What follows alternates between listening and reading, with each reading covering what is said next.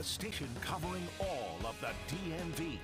This is DC News Now. Well, good morning, everyone. Happy Saturday. We are waking up to some blistery conditions out there, but as we head through the afternoon, those winds will be dying down and we'll see some peaks of sunshine. So definitely keep it here. We'll talk about that in just a bit. Thanks, Brittany. Coming up this morning on DC News Now, protecting police or publicity stunt, the new efforts being made by lawmakers to shoot down another local bill in the district. And why political activists say it's not about protecting safety and more about sending a message. And a flashback to 2008 this morning, how small tech companies are dealing with the worst financial failure of the decade. We're breaking down the quick collapse that happened in less than 48 hours. And what's changing about a West Virginia bill to ban child marriage and why it's doing better the second time around. Taking a live look this morning at the beautiful National Cathedral, one of my favorite buildings here in DC. Might want to pack an extra jacket, a windbreaker, or something like that as you head out the door this morning. It's going to be pretty windy. You see that camera shaking there as you head out the door. Good morning. Happy Saturday. Thanks so much for joining us on DC News Now. I'm Randy Bass in for my friend Joseph Olmo. Get to your top stories in just a second, but first, Brittany Ward has a quick check of your windy forecast. Hey, Brittany. Hey, Randy. Yeah, it's going to be blustery as we head through your morning, but then those winds will begin to die down as we head into the afternoon. So take a look at radar right now, showing you the entire mid-Atlantic and northeast. That low that affected us yesterday, pushing offshore, high pressure just off to our west, and we're sandwiched between the two of them, which is why we're seeing those blustery conditions right now. High pressure will begin to slowly slip its way into our area heading through the afternoon, and that's when we'll finally begin to see our winds die down. Temperature is still on the cooler side, 39 here in DC, 35 as you head over there to Hagerstown, holding on to the 30s there in the mountains. But because our winds are shifting out of the northwest, gusting upwards of 30 miles per hour, it's making those wind chill values, meaning what it feels like when you step out the door, a lot chillier than the actual outside temperature. It feels like 28 there in DC, 24 there in Hagerstown, 25 as you head over there to Martinsburg. Now, we are tracking a storm system as we head into our Sunday that could potentially be bringing us some rain and snow, so definitely keep it here. We'll time it out for you guys in a few.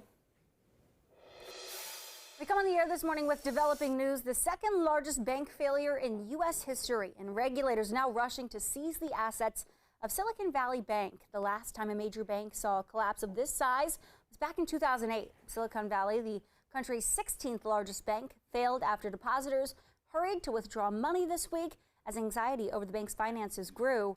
Streaming technology company Roku had nearly $500 million held in accounts there. But it's not just large companies that are in hot water. Many tech startups had money held in Silicon Valley Bank as well. We will get access to the $250,000 on Monday. But after that, trying to get access to the remaining capital is going to take months. So the reality is we can't operate our business. The CEO you just heard from is now asking the federal government to step in and help. At this point, it's not clear if this bank's failure will affect other banks in the U.S. No longer will we be defunding police. No longer will we be softening sentences. A new Republican majority changes the course. And in the district this morning, an attempt by Congress to overturn another local law on the heels of Congress rejecting D.C.'s criminal code reform bill. Right now, House Republicans taking aim at a police reform bill that's already been in effect for almost 3 years.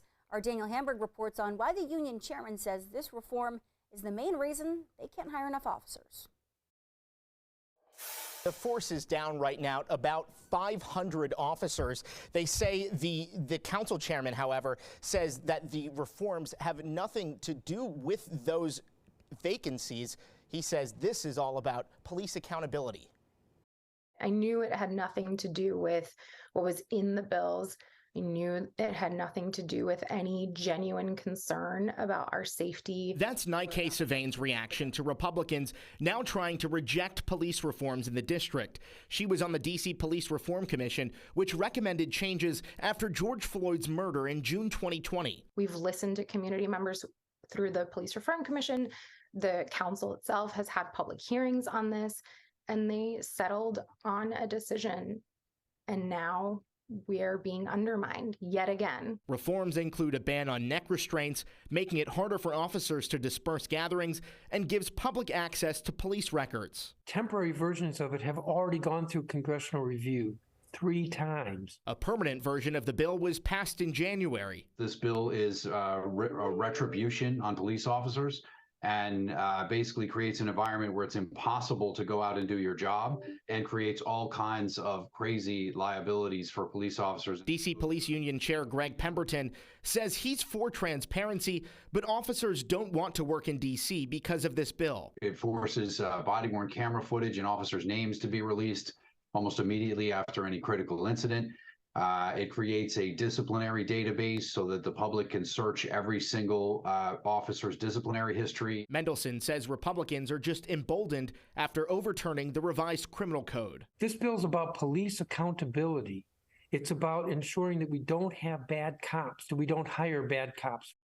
Now, while the overturning of that revised criminal code had large bipartisan support, it's not clear how this effort will fare yet. But according to Axios, they're reporting that there are 15 co-sponsors in the House right now. In the newsroom, Daniel Hamburg, DC News Now. New this morning, a Washington Post poll shows that the majority of people living in D.C. say they feel at least somewhat safe living here. 77% of Washingtonians feel that way, compared to 69% of them in 2022. And people living in nearby Maryland and Virginia suburbs feel even more safe. The data show 86% of Marylanders and 94% of Virginians feel safe in their neighborhoods. All this despite homicides having increased around 30% across the board since last year. And in our schools this morning, Maryland's Department of Education has put out its annual report card for the first time since the pandemic. The report paints a picture of how schools performed in 2022. It ranks schools out of 5 stars based on indicators like academic achievement, academic progress, and school quality. The report shows more than half of schools kept their pre-pandemic ratings, with 3 in 4 schools earning a 3, 4, or 5-star rating. Meanwhile, in West Virginia, a bill striving to improve elementary education is now up for its 3rd discussion after being amended by the state's House Education Committee. The Third Grade Success Act would put more aides in kindergarten through 3rd grade classrooms. It would also aim to improve math and literacy skills for students. One of the main goals is to help students develop better reading skills during their early years in school. And new details this morning on a bill addressing the legal age for children to get married in West Virginia. It prohibits marriage for anyone younger than 16 and prohibits age gaps of more than 4 years for 16 and 17-year-olds. That bill has now passed in the state Senate.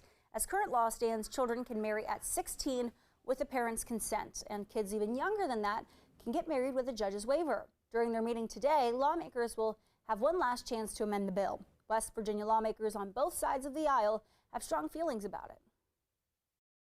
Folks like to tell these stories from the 1950s and 60s, where true love prevailed, like Romeo and Juliet.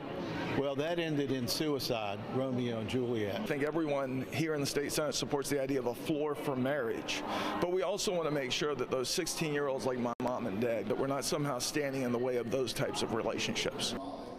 One woman in West Virginia says she is for child marriage if the relationship is healthy and safe.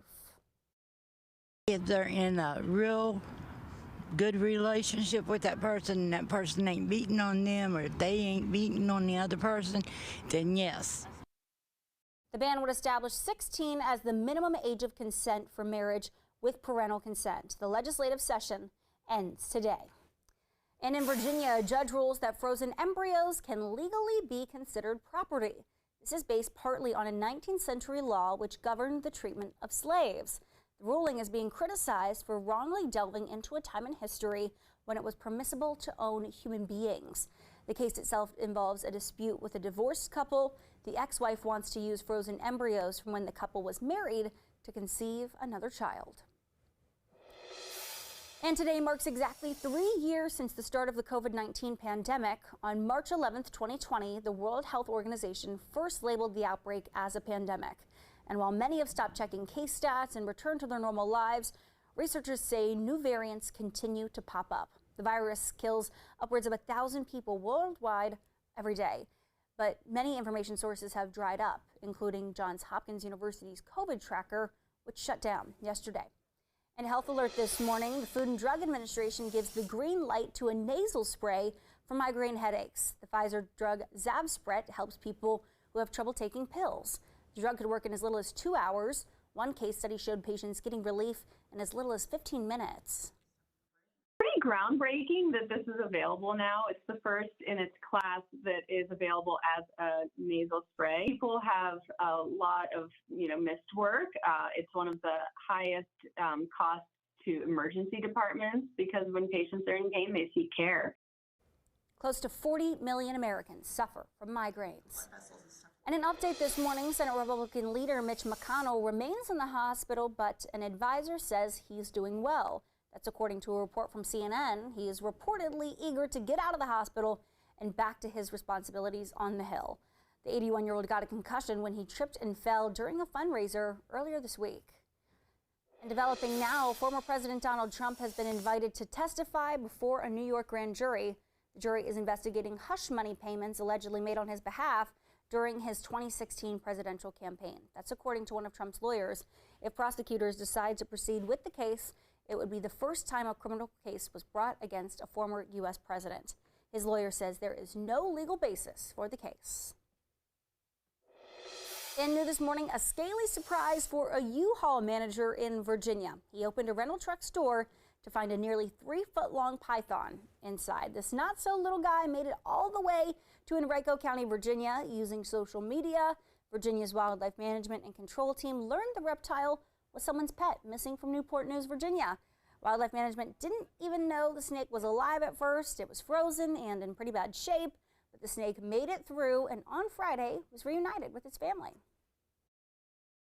He's kind of a part of the family, so I couldn't leave him behind. I didn't want to leave him behind, but I thought that he, left us behind. He left, so that's what I thought, so I was sad. But now that we're reunited with him, I'm happier. The family says they will not be letting the snake out of their sights and that they are forever grateful to U-Haul and Virginia Wildlife Management and Control for saving the snake's life. Brittany?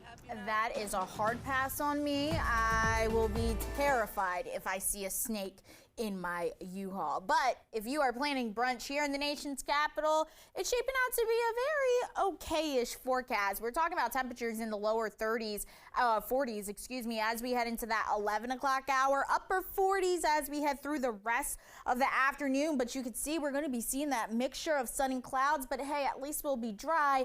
Can't say the same thing for your Sunday, so definitely keep it here. We'll time out that storm system, Randy, in just a bit.